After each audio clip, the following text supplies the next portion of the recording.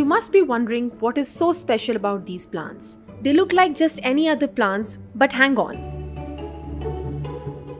Did you notice something different? Where is the soil? We all know that plants get nutrients from soil, but how are these plants growing without soil?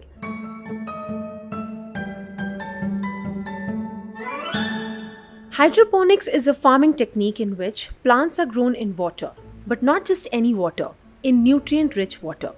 The technique was developed by Dr. Gerrick, a professor working in the University of California in 1924. It is gaining popularity in India among urban dwellers who are using the medium to make an entry into small to mid-scale farming. Hydroponics was mainly developed to reduce the use of land and water for agriculture. For example, in India, more than 80% of groundwater is used for agriculture.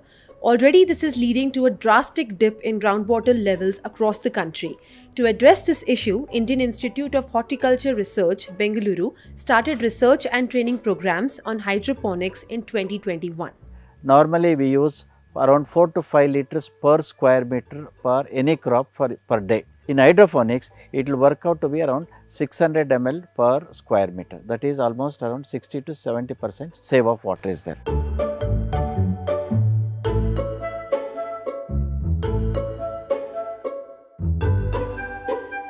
This is Bharat, an IT employee. During COVID lockdown, he started using hydroponics to grow greens in his balcony. An activity which started as a hobby soon became Bharat's career. Today he runs a hydroponics lab called Hydro Garden. So first I heard about the name hydroponics when I was watching TV, and then it got me interested. I started doing more research towards it. I started doing this at home during COVID time. I could see the result that I was able to grow, and then I started doing some marketing research as well. And then I got the confidence that yes, there is demand for such produce. I got a piece of land, and that's how the journey began. So we started building this in September 2021. So we set up the greenhouse and we set up the hydroponic system, and now we have a full-fledged commercial hydroponic farm.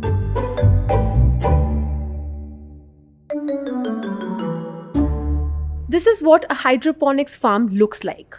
The installation of outer structure is the first step while building a hydroponics farm. The outer structure, usually a polyhouse, protects the crops from pest attacks and changing weather conditions. Next, the farm needs a growing system to hold the plants. Food-grade PVC pipes are used for this. A controlled temperature system is also vital in hydroponics farm. It maintains optimum temperature for the growth of crops and continuously monitors the moisture. For example, if it gets hot inside the polyhouse, shades emerge to reduce the temperature. Foggers are used to maintain moisture inside the polyhouse. And lastly, irrigation is installed to provide nutrient-rich water. 1000 square meter is the best model to fit into the hydroponics. So for to raise one fourth of an acre, 1000 square meter, so you require approximately 30 lakhs for like growing polyhouse, for construction of polyhouse, another 30 lakhs for structures and these things. So you may have to invest around 60 lakhs in the beginning. At this time of doing the setup, I was doing my research. First thing I realized is it is very expensive. And the second thing I realized is that we don't get subsidy unless we own the land. And even if we own the land, we get the subsidy only for the outer structure and not for the inside part of the hydroponics. Once all systems are up and running, the actual farming begins. Just like any other farming system, seeds come first. Since hydroponics is a soilless farming system, a grow media is used to sow seeds. Coco peat is one such grow media which is widely used by farmers. The seeds are placed inside a coco peat filled tray. Water with added nutrients is sprayed. The seeds germinate on the 3rd day. On the 15th day, the sprouts are taken out and the roots are cleaned. Even a speck of growing media can clog the pipes. The plants are then transferred to a net cup. These support the plant weight and hold it upright. Finally, the cups are fitted inside the PVC pipes. With this kind of pipe setup, that is DFT, the ideal plants to grow is all lettuces, all exotics, for example, pak choy, kale, celery, and when we come to Indian greens, we can grow palak, mint, coriander, and so on. So this setup is ideal for leafy greens. Now the most important aspect of hydroponics, the nutrients. Various nutrients as per plant requirements are weighed in desired proportions and added to a drum of water. This solution is then poured to the main water tank, then pumped into the farm.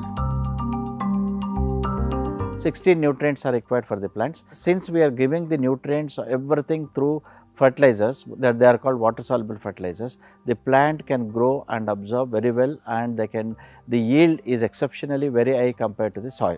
People will ask, whether the nutrient nutrient value is same or not. Yes, we have tried the nutrient values of the whatever which we are growing in both the soil as well as the hydroponics, and they are all on par. There is no difference. There are many diseases which comes in the soil. So these soil diseases will not be there in the hydroponics.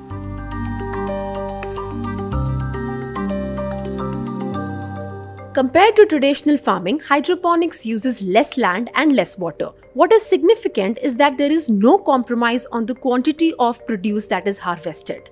Us being from an urban or an IT background, we are not skilled, or we don't have the physical power to go to the land and plow the land or cultivate in open land for 4 acres. But when we do the same thing inside a greenhouse with hydroponics, what we can achieve in 4 acres of land, I am able to achieve that in 1/4 of an acre. The return of investment that we get from this 10,000 square feet of hydroponic farm is about 3,000 to 3,500 rupees per day.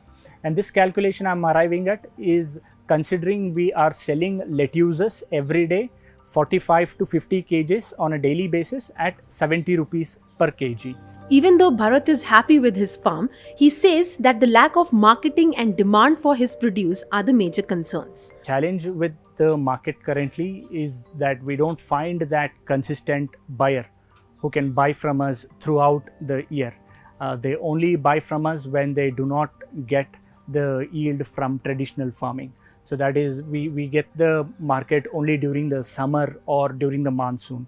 Once the monsoon is completed, then again they go back to the traditional farmers because they get it at a little lower cost. Probably if you in Bangalore, if you see, most of the greens which are coming from Hoskote or even from far places, they travel almost 60 to 70 kilometers, and lot of nutrients are wasted in during that. So here the biggest advantage here is you are growing these things in a center of the where the people are consuming it, and your food mile is not even 100 meters or 200 meters. That is why now slowly this hydroponics is picking up in urban and peri-urban horticulture. Elsewhere, whether you take Israel or America or Japan, Korea, these things are already there. But in India so far it was not picked up, but slowly now in Bangalore alone more than 20 to 30 commercial units have come up, and they are now supplying it to the different flats or different consumers. Do you think hydroponics will take off in India in a big way? Let us know in the comments. If you like the video, don't forget to like and share, and remember to subscribe to Deccan Herald's YouTube channel for more.